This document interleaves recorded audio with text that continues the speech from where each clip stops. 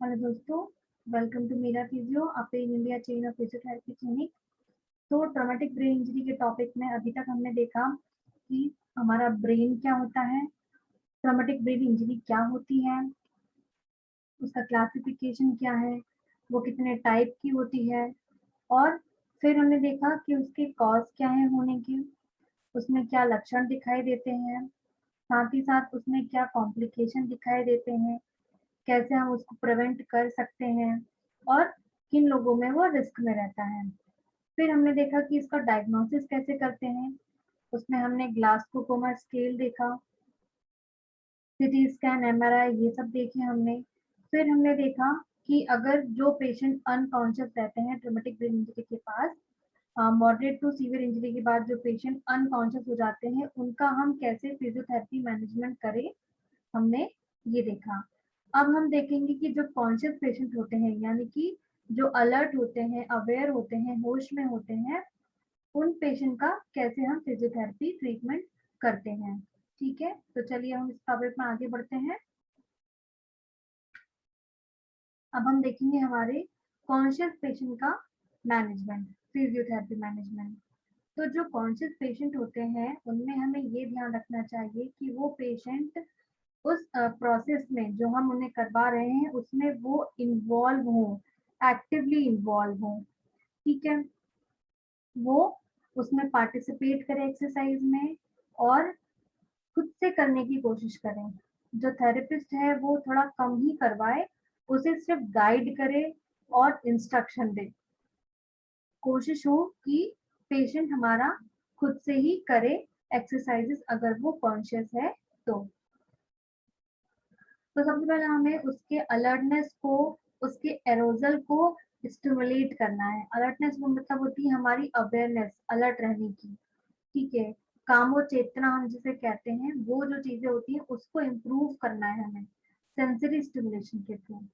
ठीक है, तो जो पेशेंट बहुत ड्राउसी होते हैं, जो कंफ्यूज होते हैं, मतलब नींद नींद में है, कुछ चकराए हुए से है, परेशान है, उनको हमें हमें अलर्ट और अवेक का स्टिमुलेशन देना चाहिए। ठीक है, उन्हें इनकरेज करना चाहिए कि वो हमारे साथ पेशेंट जो हम ट्रीटमेंट बता रहे हैं उसमें कोऑपरेट करें और साथ ही साथ उसमें इनको इंगेज भी करके रखना चाहिए। ठीक है, तो जो हमारा उसको इनकरेज करने का जो मेन पर्पस रहता है, जो मेन स्टिमुलेशन होता है, वो होता है कि हमें हमारा पेशेंट का रेटिकुलर एक्टिवेटिंग सिस्टम को एक्टिवेट करना है जिससे कि पेशेंट नॉर्मल हो सके। रेटिकुलर सिस्टम ही हमारे बैलेंस के लिए, कोऑर्डिनेशन के लिए जरूरी होता है। और जो ट्रॉमेटिक इंजरी वाले पेशेंट होते हैं, मॉडरेट टू सीवियर वाले, उनमें ये चीजें चली जाती हैं। तो सेंसरी स्टिमुलेशन देने का हमारा सबसे बड़ा रीजन है कि हमें उनका रेटिकुलर एक्टिवेटिंग सिस्टम को एक्टिवेट करना है। ठीक है, तो इसके लिए हम पेशेंट को बिठा सकते हैं या फिर खड़ा कर सकते हैं टिल टेबल पे। जो ट्रॉमेटिक इंजरी के पेशेंट होते हैं वो एकदम से जब खड़े होते हैं तो उनका सर चकराता है। वीकनेस होने के कारण मसल्स में वो ठीक से खड़े भी नहीं हो पाते हैं और बैठ भी नहीं पाते हैं। तो हम उन्हें टिल्टिंग टेबल पे लेके ये चीज बिठा सकते हैं और खड़ा कर सकते हैं। इस तरीके का टिल्टिंग टेबल रहता है। तो इसमें हम पेशेंट को खड़ा कर सकते हैं सीधा। पर ये जो टिल्टिंग टेबल की एक्सरसाइज होती है इसमें ये ध्यान रखना रहता है कि ये एक्सरसाइज हमेशा सुपरविजन में होना चाहिए, फिजिशियन के भी और एक नर्सिंग स्टाफ के भी और एक फिजियोथेरेपिस्ट के भी, ताकि जब वो सर चकराने जैसी कंडीशन में आए या फिर घबराहट हो या फिर बीपी लो हो तो तुरंत मॉनिटर किया जाए, तुरंत उसमें इलाज किया जाए। ठीक है, तो इस एक्सरसाइज को टिल्टिंग टेबल में बैठाने से लेके खड़ा करने तक की एक्सरसाइज के लिए हमेशा सुपरविजन की जरूरत रहती है। इसे हर कोई नहीं करवा सकता है। और साथ ही साथ अब हमारा जो थेरेपिस्ट हो, फिजियोथेरेपिस्ट, वो अब प्रोवाइड करेगा tactile stimulation, visual stimulation, auditory stimulation और प्रोप्रियोसेप्टिव स्टिमुलेशन। जो हमें स्टिमुलेशन देने हैं रेटिकुलर सिस्टम को एक्टिवेट करने के लिए, हम उनके बारे में बात करेंगे। ठीक है, तो ये जो हम स्टिमुलेशन देंगे ये क्या करते हैं, हमारे बाहरी पार्ट से सिग्नल्स लेते हैं और ब्रेन में लेके जाते हैं। ब्रेन क्या होता है, अलर्ट हो जाता है और तुरंत रिस्पॉन्स देता है। ठीक है, तो हमें स्टिमुलेशन देके हमारे ब्रेन का जो अलर्ट पावर है उसको बढ़ाना है, उसको जगाना है और उसको काम करने के लिए प्रोवोक करना है कि वो रिस्पॉन्स करे और काम करे। तो ऑडिटरी स्टिमुलेशन में अब क्या होता है हम ये देखेंगे। तो इसमें हमें पेशेंट से बात करनी है, ठीक है। हमें इसमें पेशेंट से बात करनी है, ट्रीटमेंट के बारे में बात कर सकते हैं, प्रोटोकॉल के बारे में बात कर सकते हैं, या जो नॉर्मल हमारा कैजुअल जो एड्रेस इंट्रोडक्शन होता है, आपका नाम, एज, पता, क्या करते हैं, कहाँ से हैं, ये जो नॉर्मल चीजें होती हैं ये पूछना चाहिए, उनसे बात करना चाहिए, ठीक है। और साथ ही साथ उनसे इंसिडेंट के बारे में पूछना चाहिए कि आपको ट्रॉमेटिक ब्रेन इंजरी हुई उसके बारे में कुछ याद है, उस एपिसोड के पहले का कुछ याद है या बाद का कुछ याद है। तो ऑडिटरी स्टिमुलेशन देने के लिए सबसे पहले हमें उनसे बात करना चाहिए, जनरल जो इंट्रोडक्शन होता है हमें पेशेंट के साथ वो करना चाहिए। इससे क्या होता है उसके दिमाग में बातें जाती हैं, कान से वो सुनता है, दिमाग में सिग्नल जाता है कि मुझसे कोई कुछ पूछ रहा है। तो इससे ये भी डिटेक्ट हो जाता है अगर कोई डिस्टरबेंस है, यानी कि पेशेंट कुछ अपनी चीजें भूल गया है, अपना नाम, कुछ कुछ पेशेंट ऐसे होते हैं अपना नाम भूल जाते हैं, घबराहट होने लगती है उन्हें एकदम से बताने में, इंसिडेंट के बारे में भूल जाते हैं जो कि नॉर्मल होता है। बट कुछ पेशेंट ऐसे होते हैं कि वो इंसिडेंट के पहले का बहुत सारी चीजें भूल जाते हैं, मतलब इंसिडेंट के पहले के 2-3 घंटे ही उन्हें याद नहीं रहते हैं। तो इस कंडीशन के लिए हम जान सकते हैं, पता कर सकते हैं कि क्या चीजें उन्हें याद है, क्या चीजें पेशेंट को नहीं याद है। तो इसीलिए ऑडिटरी स्टिमुलेशन में हम उससे इंट्रोडक्शन लेंगे, जनरल बात करेंगे, कैजुअल बात करेंगे, ठीक है। फिर आता है हमारा विजुअल स्टिमुलेशन। इसमें हम क्या करेंगे, जो फैमिलियर फेस होते हैं, जो जाने पहचाने चेहरे होते हैं, आपकी फैमिली के हो गए या एक्ट्रेसेस के हो गए या फिर एनिमल्स के हो गए या जो हमारे हिस्टोरिकल चीजें हैं वो हो गई। तो जो फैमिली जिनसे उनकी पहचान हो, जो उनको जानते हो, जो चीजें वो पहचान सकते हो, जिनके आसपास वो रहते हो, उन चीजों का हमें फ्रेम या फोटो हमें दिखानी है। और उससे हमें पूछना है कि ये चीज क्या है, ये आपकी लाइफ में आपने कब पता चली आपको, ये कैसी दिख रही है, इसका क्या साइज है, इस तरीके की बातें हम उनसे पूछेंगे। साथ ही साथ विजुअल स्टिमुलेशन में हम उन्हें आई मूवमेंट भी करवा सकते हैं, ठीक है। इसके बारे में मैं आपको आगे बताऊंगी कि आई मूवमेंट कैसे करवाते हैं। तो इसमें हम आई मूवमेंट भी करवा सकते हैं। अब आता है हमारा टैक्टाइल स्टिमुलेशन। इसमें हम पेशेंट को टच करते हैं जिससे कि वो उसकी स्किन का जो रिसेप्टर्स होते हैं, जो सिग्नल्स लेके जाते हैं मसल्स के, वो एक्टिवेट होते हैं और उसके ब्रेन तक सिग्नल लेके जाते हैं। फिर हम उनसे पूछते हैं कि आपको क्या टच हुआ, क्या फील हुआ। जैसे कि आप क्या कर सकते हैं टच के लिए,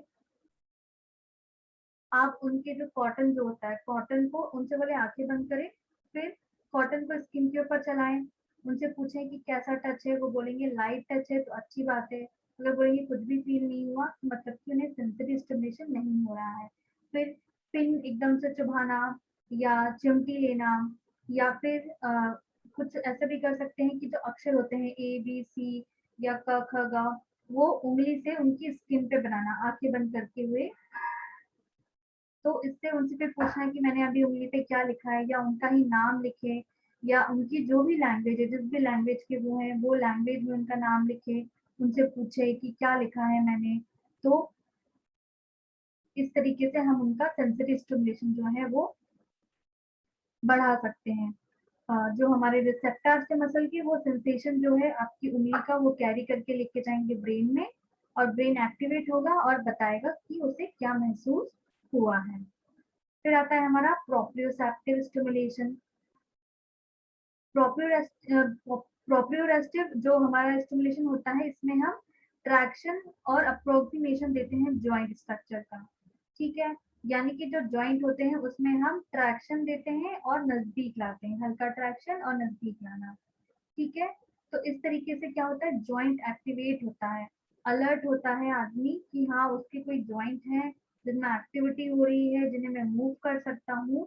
इस तरीके का स्टिमुलेशन जाता है हमारे जॉइंट से उसके ब्रेन की तरफ। इस तरीके से हम उसका सेंसरी स्टिमुलेशन जो है एक्टिवेट कर सकते हैं और उसका स्टिमुलेशन हम बढ़ा सकते हैं।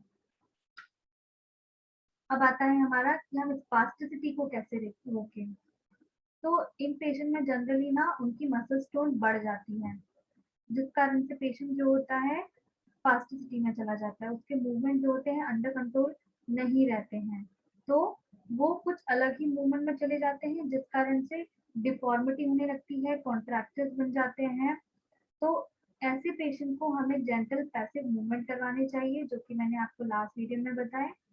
रिदमिक स्ट्रेचिंग जो मैं आपको पहले बता चुकी हूँ, आइसिंग का भी मैंने आपको बता दिया है। साथ ही साथ अब आता है हमारा इसमें पोजिशनिंग देना चाहिए। अब हमारा पेशेंट कॉन्शियस है, अनकॉन्शियस में मैंने आपको पैसिव मूवमेंट बताए हैं, हर एक जॉइंट के स्ट्रेचिंग बताई है, आइसिंग भी बताई है।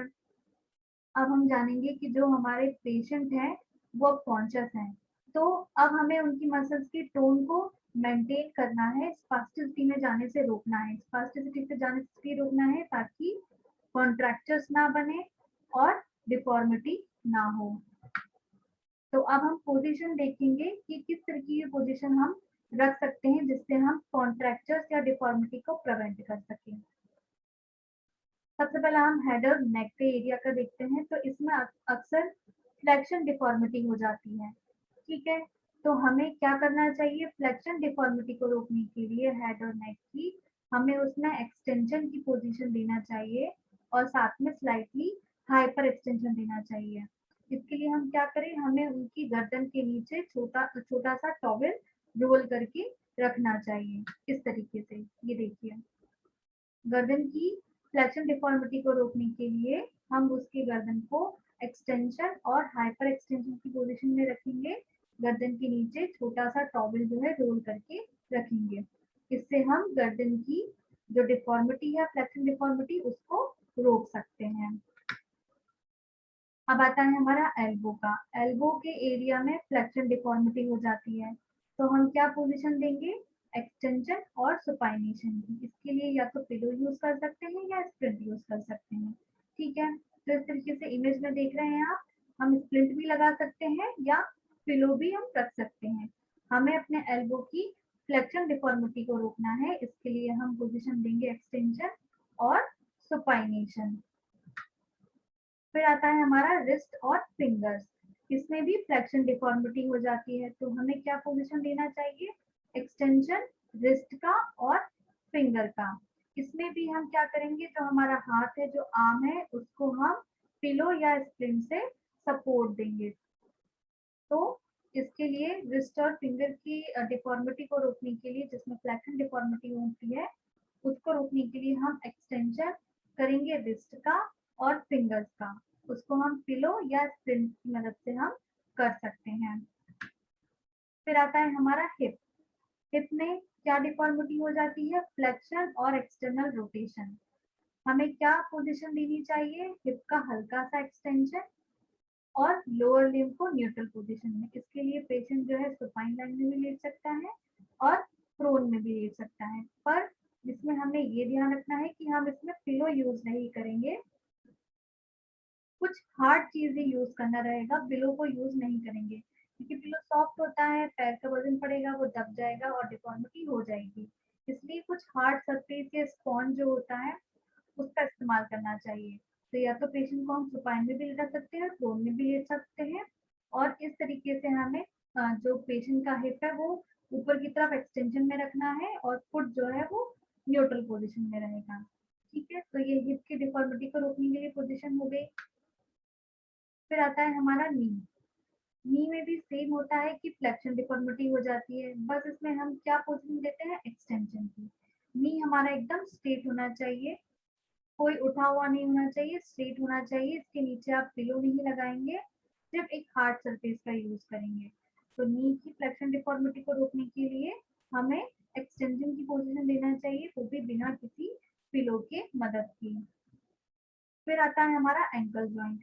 एंकल जॉइंट में प्लांटर फ्लेक्शन डिफॉर्मिटी हो जाती है, तो उसको रोकने के लिए हमें 90 डिग्री के डॉर्सी फ्लेक्शन में उसका पोजीशन रखना चाहिए। ठीक है, प्लांटर फ्लेक्शन क्या होता है, पैर नीचे जाता है तो उसे हम प्लांटर फ्लेक्शन कहते हैं। तो हमें इस तरीके से 90 डिग्री में डॉर्सी फ्लेक्शन में रखना है, तो इसको हम पिलो की मदद से भी रख सकते हैं और स्प्लिंट भी यूज कर सकते हैं। तो ये हमारे एंकल की प्लांटर फ्लेक्शन डिफॉर्मिटी को रोकने के लिए पोजीशन हो गई, जिसमें हमें 90 डिग्री का डॉर्सी फ्लेक्शन देना है पेशेंट के एंकल में। अब हम बात करेंगे कि पेशेंट की फंक्शनल कैपेसिटी को हम कैसे वापस लाएं। तो जो मेन मैनेजमेंट होता है फंक्शनल कैपेसिटी को वापस लाने का, उसका मेन मैनेजमेंट होता है कि हमें उसके जॉइंट्स का रेंज ऑफ मोशन बढ़ाना चाहिए। ठीक है, अब पेशेंट को हम क्या करवाएंगे, कंट्रोल मूवमेंट करवाएंगे। पेशेंट खुद से करना शुरू करेगा, जो भी पैसिव मूवमेंट हम उन्हें अभी तक दे रहे थे, अब वो पेशेंट एक्टिवली करना शुरू करेगा। पेशेंट की मसल्स की अब हमें स्ट्रेंथनिंग करवानी है, उसका कोऑर्डिनेशन बढ़ाना है, उसका बैलेंस बढ़ाना है और उसको वापस से डेली रूटीन में लेके आना है, वापस से कम्युनिटी में लाना है। ठीक है, तो इस ट्रीटमेंट का जो रिहेबिलिटेशन होता है वो काफी बड़ा होता है। इस ड्यूरेशन में इस ये जो फंक्शनल कैपेसिटी की जो ड्यूरेशन होती है काफी लंबी होती है। इसमें पेशेंट को आते आते काफी टाइम भी लग जाता है, तो इसमें हमें पेशेंट का साथ ही साथ साइकोलॉजिकल भी उसको ट्रीट करना चाहिए। उसको ये समझाना चाहिए कि ट्रीटमेंट में टाइम लग सकता है पर आपको पेशेंस नहीं खोना है।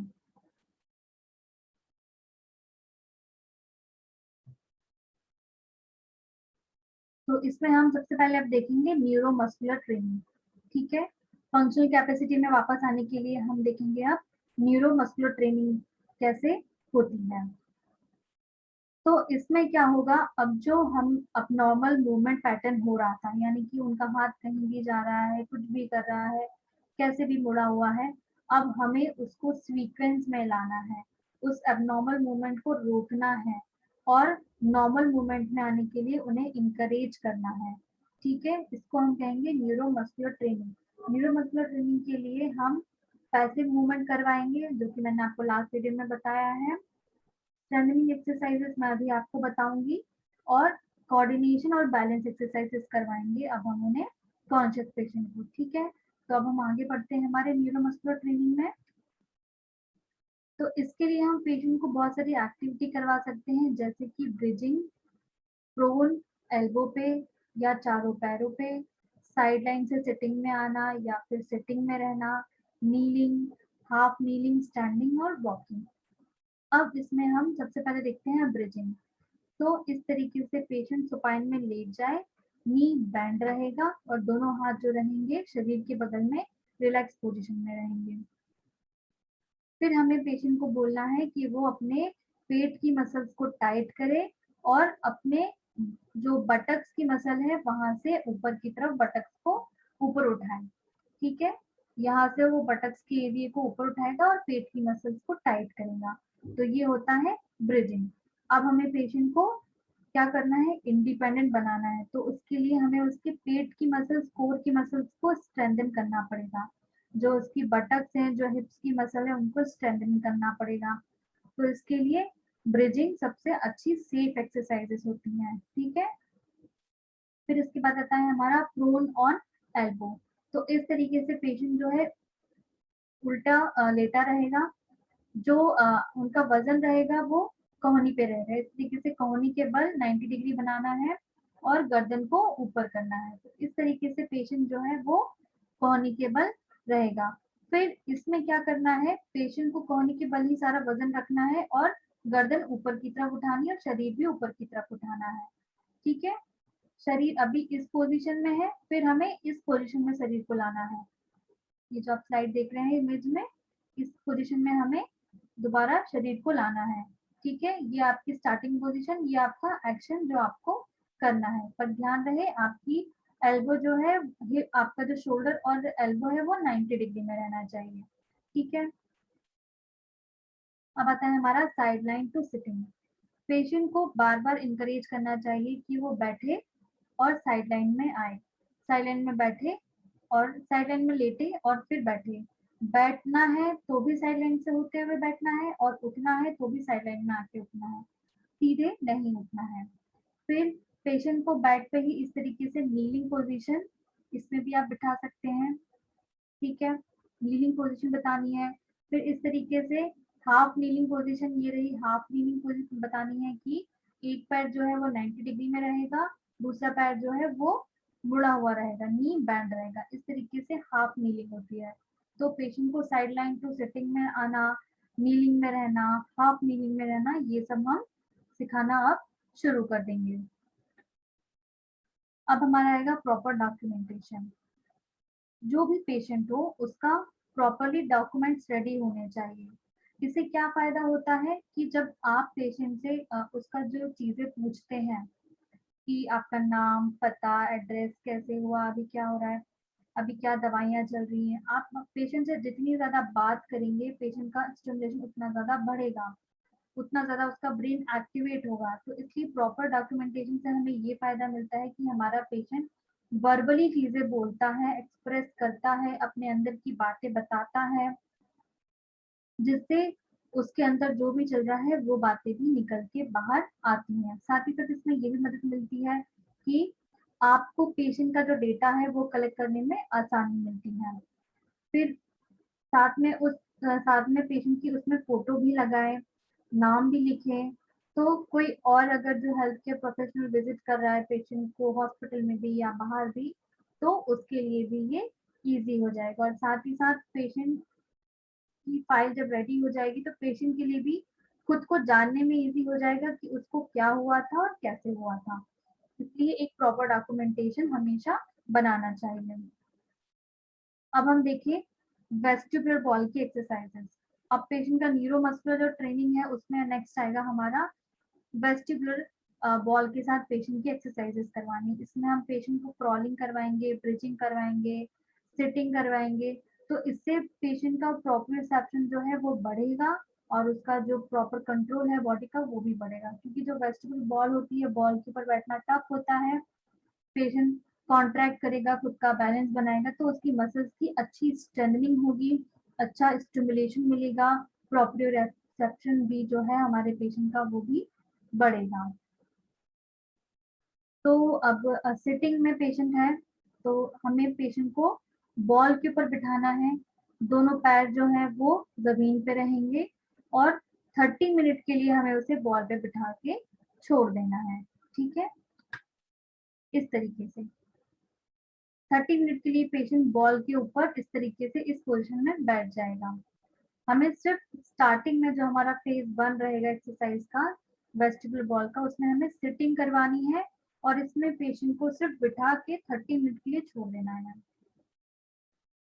क्योंकि पेशेंट को उस पर बैठना ही मुश्किल होता है। इसीलिए जब तक पेशेंट का 30 मिनट का बैलेंस ना बन जाए बॉल के ऊपर, तब तक हमें उसे बॉल की सिटिंग ट्रेनिंग देनी चाहिए। फिर जैसे ही वो कंफर्टेबल हो गया बॉल के साथ, उसका बैलेंस कंफर्टेबल हो गया बॉल के साथ, तो कोशिश करनी है कि वो अपना एक पैर ऊपर की तरफ उठा के फिर बैठे, कुछ सेकंड के लिए होल्ड करें, फिर हम उसे वापस से न्यूट्रल पोजीशन पे आ जाए। ठीक है, तो एक बार उसका जब बैलेंस बन गया बॉल के ऊपर, तो उसके बाद हमें उसको एक पैर उठा के फिर बॉल के ऊपर बैलेंस बनाने के लिए कहना है। कुछ सेकंड के लिए ही रखें इसको, क्योंकि ज्यादा सेकंड के लिए इसके जो टाइमिंग है वो ना बढ़ाएं, कुछ कम सेकंड के लिए ही रखें। फिर दूसरा आता है हमारा कि अगर पेशेंट का बैलेंस प्रॉपर बन गया हो, ठीक है, तो फिर धीरे धीरे ट्राई करें कि पेशेंट दोनों पैर ही जमीन से ऊपर उठा दे। ठीक है, कुछ नहीं तो जो उसकी फीट है उनको ही जमीन से उठा के कुछ देर के लिए होल्ड करके रख ले। ठीक है, तो ये हुई आपकी वेस्टिबुलर बॉल की सिटिंग एक्सरसाइज। फिर आता है हैमस्ट्रिंग कर्ल। इसमें क्या होगा, आपकी जो थाइस की मसल है, जो लेग की मसल है, वो उनकी टोन मेंटेन होगी हैमस्ट्रिंग कर्ल से, उनमें स्ट्रेंथनिंग होगी, कोर मसल स्ट्रेंथनिंग होगी, बैलेंस बढ़ेगा। ठीक है, तो इसके लिए आप अपनी फ्लोर पे लेट जाएं, दोनों हाथ जो है वो एक्सटेंडेड रहेंगे, दोनों आपके साइड रहेंगे और जो बॉल है वो काफ के पास रहेगी। ये कुछ इस तरीके से दोनों हाथ आपके, आप लेट जाइए, दोनों हाथ आपके नीचे रहेंगे। ये आपकी स्टार्टिंग पोजीशन है, पर आप सुपाइन में रहेंगे, ये नीचे रहेंगे, बॉल जो है इस जगह पे रहेगी। ठीक है, हिप सभी नीचे रहेंगे स्टार्टिंग पोजीशन में और बॉल आपके काफ मसल्स के पास रहेगी। फिर आपको क्या करना है, जो हम ब्रिजिंग कर रहे थे उस ब्रिजिंग का ही एडवांस है ये कि आपको आपके पैर बॉल के ऊपर रखना है, फिर हिप के एरिया को ऊपर की तरफ उठाना है और इसे मेंटेन करके रखना है। ठीक है, ब्रिजिंग में हम क्या कर रहे थे, पैर हमारे फ्लोर पे थे, पर अब हमारे पैर रहेंगे बॉल के ऊपर, फिर हमें ब्रिजिंग करना है। ठीक है, फिर इसमें हम एडवांस ये कर सकते हैं कि पहली स्टेज में हमारे पैर जो थे वो स्ट्रेट थे, दूसरी स्टेज में हम इसमें नी को मोड़ के 90 डिग्री का एंगल बना के उसके ऊपर पैर रखें। ठीक है, तो इस तरीके से हम उसके बैलेंस को मेंटेन कर सकते हैं और कोर मसल की स्ट्रेंथनिंग कर सकते हैं। तो ये हमारी हुई एक्सरसाइज हैमस्ट्रिंग कर्ल वेस्टिबुलर बोल के साथ, जो कि आपकी कोर की मसल की स्ट्रेंथनिंग करेगी, आपके हिप की मसल की स्ट्रेंथनिंग करेगी, आपकी मसल टोन भी बढ़ाएगी, आपका बैलेंस बढ़ाएगी, आपका प्रोप्रियोसेप्शन बढ़ाएगी और आपका स्टिमुलेशन जो है उसको भी बढ़ाएगी। ठीक है,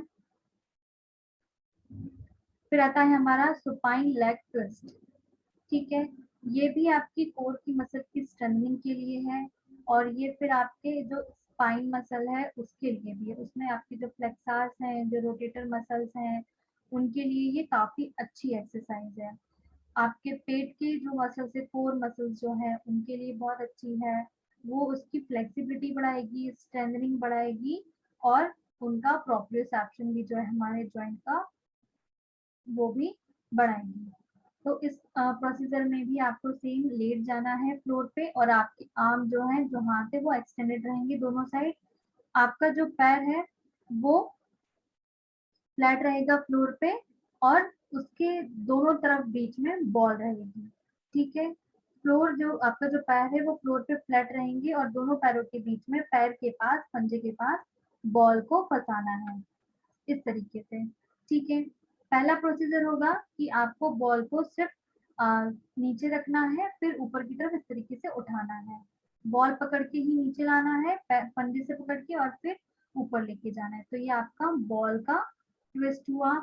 फिर इसके बाद जैसे ही आपका ये बैलेंस बढ़ जाता है कि आप बॉल को लेके ऊपर नीचे मूवमेंट कर सकते हैं, एसएलआर कर सकते हैं अपने पैरों का, फिर आपको क्या करना है, ट्विस्ट शुरू कर देना है। ट्विस्ट में जो आपका राइट लेग है वो क्या होगा, फ्रंट में रहेगा बॉल के, जो लेफ्ट वाला पैर है वो पीछे की तरफ रहेगा पैर के। ये देखिए, इस तरीके से आप ट्विस्टिंग शुरू कर देना है। ठीक है, एक बार बॉल आपने ऐसे पकड़ ली, फिर इसमें ट्विस्टिंग शुरू करना है। इसमें एक पैर आगे तो एक पैर पीछे, फिर फट से ये दूसरा पैर पीछे और ये वाला पैर आगे, इस तरीके से ट्विस्टिंग शुरू कर देनी है आपके पैर में। ठीक है, और आपको क्या करना है, जैसे ही आप ट्विस्ट करेंगे तो कुछ देर के लिए होल्ड करना है, फिर रिपीट करना है, फिर होल्ड करना है, फिर रिपीट करना है। ठीक है, स्टार्टिंग में 5 से 10 रिपीटेशन रखिए, जैसे जैसे आपका बैलेंस बनने लगे, प्रोग्रेशन आने लगे, वैसे वैसे आप 10 से 20 उसका रिपीटेशन रख सकते हैं अपनी कैपेसिटी के अकॉर्डिंग। अब आता है हमारा बैलेंस। तो न्यूरोमस्कुलर जो ट्रेनिंग है उसमें आप जितना रिपीटेशन बढ़ाएंगे एक्टिविटी का, उतना ही ज्यादा आपके लिए अच्छा होगा। अब आता है हमारा वॉकिंग। अब हमें चलना है। ठीक है, अब हमने ट्रेनिंग कर ली है, हमारी मसल्स की एक्टिवेट कर लिया है, अब हमें शुरू करना है चलना। तो आपकी पोजीशन जो रहेगी वो एकदम सीधी पोजीशन में आपको चलना रहेगा। आपका जो आप चलने की जो तरीका है, फेजेस जो है, उसको थोड़ा आगे पीछे हो सकती है वो चीजें, पर बैलेंस एकदम प्रॉपर होना चाहिए। पर ट्रॉमेटिक ब्रेन इंजरी के जो पेशेंट होते हैं उनका बैलेंस थोड़ा कम होता है, तो उन पेशेंट्स को हम कुछ गेट के असिस्टिव डिवाइसेस भी दे सकते हैं। जैसे ये फोरआर्म क्रच होता है, यहाँ फोरआर्म में बांध दिया जाता है, आर्मपिट क्रच होते हैं, वॉकिंग फ्रेम होते हैं, कैन स्टिक जो होती है वो होते हैं, तो उनके सहारे से वॉकिंग हम शुरू कर सकते हैं। स्टार्टिंग में बैलेंस बहुत कम होता है इन पेशेंट्स में, तो असिस्टेड डिवाइस के साथ ही वॉक करना शुरू करना चाहिए। और साथ ही साथ जैसे जैसे प्रोग्रेशन आता जाए आपके वॉकिंग पैटर्न में, वैसे वैसे इन क्रचेस का और फ्रेम का यूज करना खत्म कर देना चाहिए। अब हम देखेंगे बैलेंस एक्सरसाइजेस। बैलेंस एक्सरसाइजेस के लिए हम सबसे पहले देखेंगे सिंगल लेग रेस। तो इसके लिए आप चेयर के, टेबल के पास या वॉल के सपोर्ट को लेके आपको खड़े होना है। ठीक है, फिर आपको एक पैर अपना ऊपर हवा में उठाना है और उसे वहां पे होल्ड करके रखना है और उसके बाद फिर इसे रिपीट करना है। तो ये हुआ आपका सिंगल लेग रेज। फिर आया आपका क्लॉक रीच। ठीक है, तो आपको इसके लिए स्टैंडिंग में आना है। सामने आप चेयर को होल्ड करके भी खड़े हो सकते हैं, सामने चेयर को पकड़ के खड़े होना है। फिर आपको ऐसे इमेजिन करना है कि आपके सामने की तरफ 12 बज रहे हैं और पीछे की तरफ 6 बज रहे हैं। यानी कि फ्रंट में फेस के साइड 12, सर की तरफ आपके बज रहे हैं 6, तो यानी कि आपके हाथ की तरफ 3 बजने चाहिए, एक तरफ 9 बजने चाहिए। ठीक है, तो ये हमने क्लॉक बना ली चारों तरफ अपने। फिर हमें क्या करना है, स्टैंड में खड़े होना है। फिर हमें हमारा लेफ्ट लेग उठाना है 12 बजे की तरफ। तो जो हमारा राइट लेग है वो पीछे जाएगा 6 बजे की तरफ। ठीक है, ये देखिए, ये हाथ उठाया हमने 12 बजे की तरफ, तो उसी साइड का लेग गया पीछे 6 बजे की तरफ। फिर इसमें सेम हमने अपने हाथ को पीछे लेके गए हम 6 बजे की तरफ और लेग की पोजीशन रही सेम 6 बजे की तरफ। इसमें हमारा हाथ का मूवमेंट है, पहले 12 बजे की तरफ लेके जाना है और फिर 6 बजे की तरफ लेके जाना है, पर हमारा जो पैर है वो फिक्स रहेगा 6 बजे की डायरेक्शन में। तो ये हमारा क्लॉक रीच एक्सरसाइज हुई। फिर आता है हमारा लेग स्विंग। ठीक है, इसको करने के लिए आप स्टैंडिंग में रहें। आप चाहे आपको राइट लेग से स्टार्ट करना है राइट लेग से करें, लेफ्ट से करना है लेफ्ट से करें। जिस भी पैर का आप इस्तेमाल करें वो हवा में रहेगा 3 से 6 इंचेस ऊपर। फिर आपको उसमें दोलन करवाना है, फॉरवर्ड बैकवर्ड मूवमेंट करवाना है, दोलन करवाना है। किस तरीके से, इस तरीके से सपोर्टेड लेना है आपको वॉल से। फिर आपके पैर ऊपर की तरफ जाएगा, फिर नीचे की तरफ आएगा। इस तरीके से दोलन करना है पैर का। स्टार्टिंग में जो ट्रॉमेटिक ब्रेन इंजरी के पेशेंट होते हैं उनका बैलेंस इतना अच्छा नहीं होता है, तो वो चाहे तो अपने पैर को फ्लोर पे रख सकते हैं। पर जैसे जैसे ही उनका इम्प्रूवमेंट होता जाए और बिना फ्लोर पे पैर रखे ही उनका बैलेंस बना रहने लगे, तो धीरे धीरे वो छोड़ देना है पैर को जमीन पे रखना। फिर सिर्फ दोलन का मूवमेंट करना है, आगे पीछे फॉरवर्ड बैकवर्ड मूवमेंट करना है, दोलन मूवमेंट करना है। ठीक है, और ये दोनों साइड के लेग और लेग में करना है, यानी कि राइट में भी और लेफ्ट में भी, दोनों तरफ से करना है। एक ही आपका फॉरवर्ड बैकवर्ड मूवमेंट होता है, दूसरा होता है लेग क्रॉस मूवमेंट।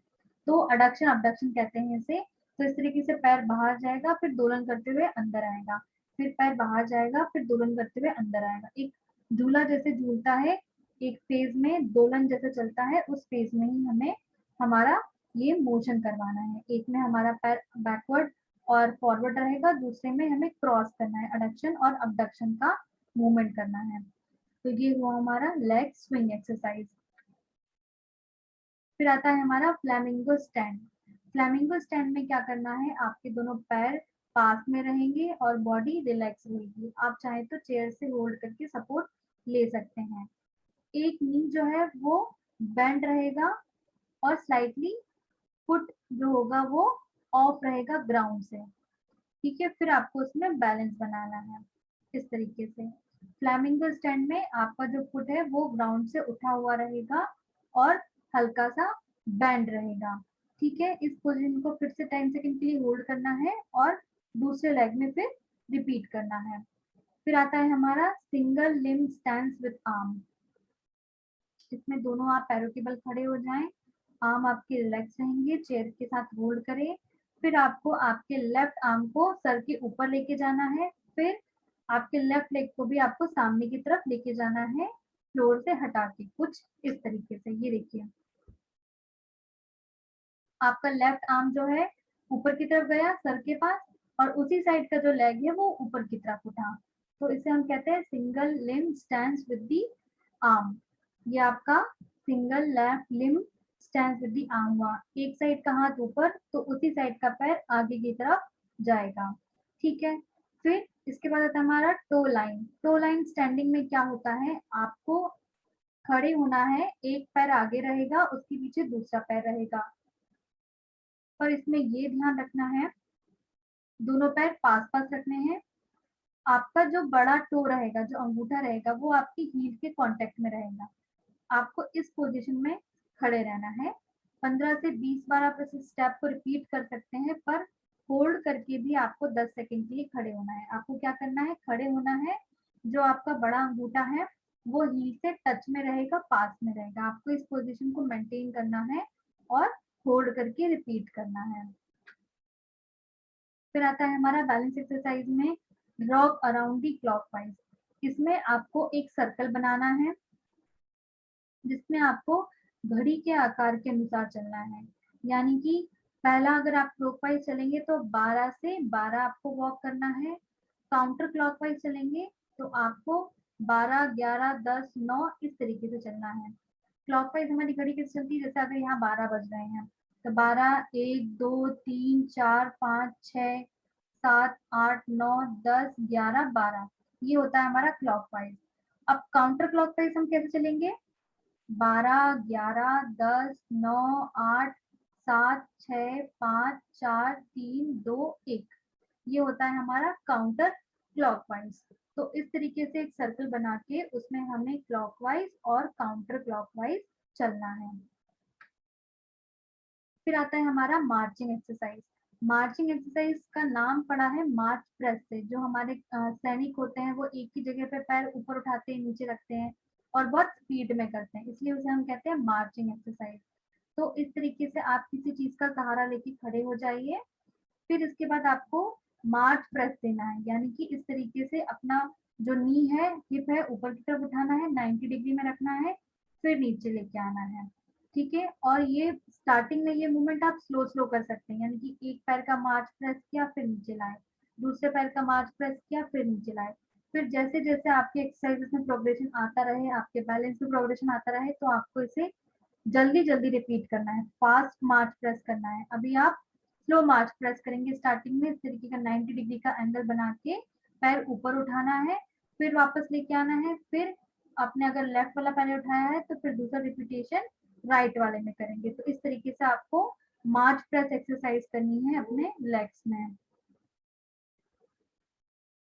फिर आता है हमारा heel toe walk. Heel toe walk में आपको अपने एड़ी के बल और अंगूठों की यानी कि टोस के बल चलना है, हील के बल और पैर की उंगलियों के बल हमें वॉक करना है।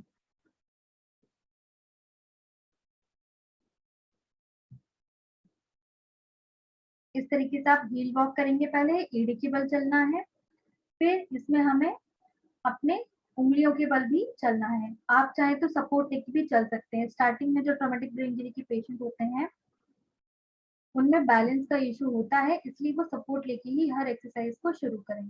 तो हील वॉक करना है और फिर टो वॉक करना है। अब आता है हमारा वॉकिंग हील टू टो। जो हम अभी खड़े हो रहे थे जिस पोजीशन में कि हमारा अंगूठा जो था वो हील से चिपका हुआ था, अब हमें इसमें वॉक करना है। ठीक है, हील जो होगी वो दूसरे हील के पीछे हमारा दूसरा वाले पैर का अंगूठा रहेगा, उस पोजीशन में हमें होल्ड करना है, फिर धीरे धीरे उसी पोजीशन में हमें आगे बढ़ना है। ठीक है, आप इस एक्सरसाइज को करने के लिए क्या कर सकते हैं, एक सीधी लाइन खींचिए, उस सीधी लाइन में अपना हील रखिए, उसके पीछे आपका टो रहेगा दूसरे पैर का, फिर वो उठ के आगे आएगा, फिर पीछे वाले अंगूठे का टो आपके आगे वाले हील में लगेगा। तो इस तरीके से वॉक करना है हील टू टो। ठीक है, पहले वाले पैर, एक पैर आगे एक पैर पीछे है, तो पहले वाले जो आगे जो पैर है उसकी हील और दूसरा जो पैर जो पीछे है उसका टो, ये आपस में चिपके रहेंगे। फिर जो पीछे वाला पैर है हम उसको आगे लाएंगे, किसके आगे लाएंगे, आगे वाले पैर के टो के आगे रखेंगे। ठीक है, तो इस तरीके से आप धीरे धीरे स्टेप बढ़ा के हमारे वॉक कर सकते हैं, हील टू टो वॉक। फिर आता है चेयर एक्सरसाइज, इसको हम स्क्वाट्स भी कहते हैं, चेयर स्क्वाट्स भी कहते हैं। इसमें आप चेयर पे बैठ जाइए। आप चाहे तो स्टार्टिंग में आप चेयर को पकड़ के भी खड़े हो सकते हैं और बैठ सकते हैं, जिस तरीके से इमेज में दिख रहा है कि चेयर पकड़ के ही बैठना है, चेयर पकड़ के खड़े होना है, सिर्फ बैठना है और खड़े होना है। पर जैसे जैसे आपका बैलेंस बन जाए तो आप दोनों हाथों को क्रॉस कर ले, अपने शोल्डर को क्रॉस कर ले, अपनी हथेली बंद कर ले, मुट्ठी बना ले, और दोनों हाथ जो रहेंगे वो चेस्ट से क्रॉस रहेंगे। फिर आपको चेयर से खड़े होना है और बैठना है बिना किसी सपोर्ट के। ठीक है, धीरे धीरे स्टार्ट करिएगा। स्टार्टिंग में आप हमेशा चेयर का सपोर्ट लेके खड़े होइए या किसी इंसान का सपोर्ट लेके खड़े होइए, दीवार का सपोर्ट लेके खड़े होइए, पर जैसे जैसे आपका बैलेंस बन जाए आप सपोर्ट छोड़ दीजिए। ठीक है, फिर आप हाथ क्रॉस करके ही खड़े होइए। फिर आता है हमारा one leg clock with arm. अब इसमें आपको क्या करना है, इसमें एक पैर से आपको क्लॉक बनानी है। ठीक है, आपका लेग स्ट्रेट रहेगा, टॉर्सो स्ट्रेट रहेगा, हेड ऊपर रहेगा, हैंड जो है वो हिप के पास रहेंगे। आपको एक इमेजिनरी क्लॉक बना सकते हैं या फिर आप ड्रॉ भी कर सकते हैं उस क्लॉक को। तो एक गोल सर्कल बनाइए, फिर आधे सर्कल में क्लॉक बनाइए। ये 12 3 6 ये आधे सर्कल में क्लॉक बनाई।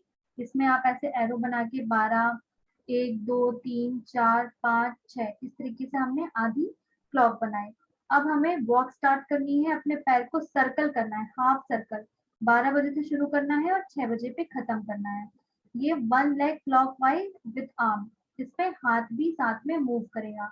ठीक है, 12 बजे पे आपका हाथ और पैर दोनों रहेंगे। फिर इसे हमें स्टैंडिंग में ही राउंड करना है, हाफ सर्कल लेते हुए पीछे 6 पे लेके आना है। फिर जो आप राइट लेग में कर रहे हैं वही आपको सेम लेफ्ट लेग में भी रिपीट करना है। अब आता है हमारा एक्टिविटी ऑफ डेली लिविंग। अब हमें पेशेंट को धीरे धीरे जो है एक्टिविटी में लाना है, धीरे धीरे उसकी एक्टिविटी बढ़ानी है, धीरे धीरे उसका हमें डेली लिविंग की जो चीजें हैं वो बढ़ानी है। जैसे कि अब पेशेंट का खुद से खाना खाना शुरू हो जाना चाहिए। अब पेशेंट की स्ट्रेंथ हो गई है, बैलेंस आ गई है, तो अब हम उसे डेली एक्टिविटी वो कैसे करें हमें ये बताना है।